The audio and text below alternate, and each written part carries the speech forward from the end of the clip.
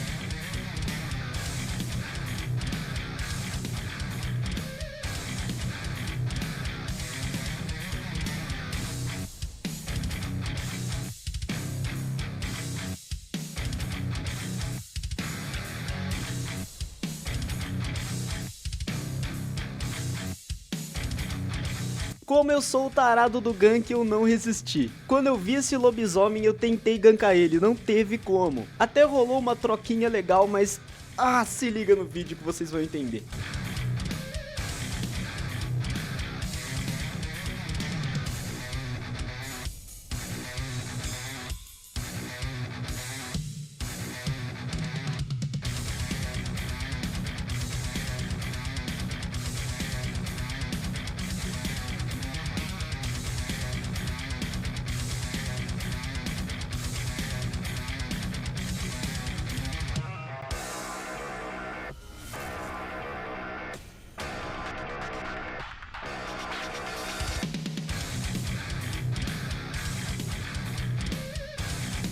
Cara, que ódio. Se não fosse esse maluco aparecendo, não teria parado a troca. Eu teria continuado e teria matado esse lobisomem. Mas tá tudo bem. O lobisomem era gente boa, a gente trocou ideia depois, eu vi que ele era brasileiro e ficou tudo certo. E esse foi o lucro desse vídeo. É lógico que aí tem o set daquele cara do machado que a gente acabou matando, mas tá tudo bem. Eu tenho fé que vocês também vão conseguir tirar um PVP bacana em algum momento e ter um lucro parecido com esse em pouco tempo como eu tive. Eu sei que eu gravei em 2 dias diferentes, mas foram mais ou menos umas 3 horas jogando, tá ligado? E foram 3 horas me divertindo, e isso pra mim conta pra caramba. Se eu jogasse só pra fazer lucro, eu seria CLT de Albion. Eu não estaria jogando um jogo pra me divertir. E na boa, esse jogo não assina minha carteira de trabalho. Tira essa pira da sua cabeça de que você tem que fazer prata rápido, mano. Aproveita o jogo. Tu tá jogando um jogo. Joga ele. Para de ficar pensando em fazer dinheiro o tempo todo. Lógico, a prata no jogo ela é importante. Mas se você jogar só pensando na prata, cara, tu vai desanimar do jogo rapidão. Então tenta aproveitar e se divertir um pouco. E agora que você tá com esse lucro no seu banco, você pode fazer 2 coisas. A primeira coisa que você pode fazer é investir numa capa. E a escolha da capa é muito importante. Você tem 2 alternativas claras aqui. A primeira é investir numa capa demoníaca para acelerar o processo de farm, ou investir numa capa de Tetford para poder aumentar seu dano caso você tenha que fazer um PVP, e também ajuda a fazer os mobs também, eu não vou mentir, mas a demoníaca é melhor para isso. A última opção seria uma capa de Linhurst. Eu não gosto muito porque já tem muito sustain no capacete, mas se você quiser trocar o capacete por outro tipo de capote para dar mais dano, é uma troca válida. E o próximo investimento que você pode estar fazendo com esse dinheiro que você conseguiu é investindo em um set para fazer baú azul junto com um amigo. Mas esse vai ser um tema para um próximo vídeo, porque esse aqui vai ficando por aqui. Um abraço e até a próxima.